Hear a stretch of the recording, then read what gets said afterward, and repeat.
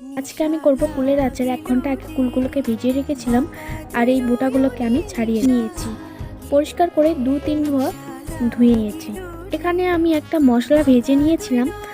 আমার ফোনে না ভিডিওটা ওঠেনি, আমি বলছি মশলাগুলো কী কী ছিল। তেজপাতা ছিল, শুকনো লঙ্কা ছিল, মৌরি, গোটা জিরে, গোটা ধনে, কালো জিরে, এগুলো সবগুলোকে আমি একসঙ্গে ভেজে নিয়েছি।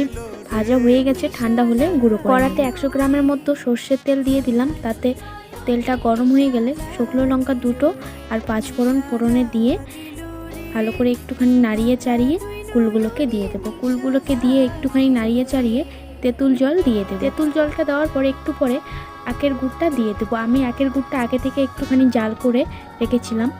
আখের গুড়টা দিয়ে ভালো করে 50 মিনিটের মতো আমি লো টু মিডিয়ামে জাল করেছি।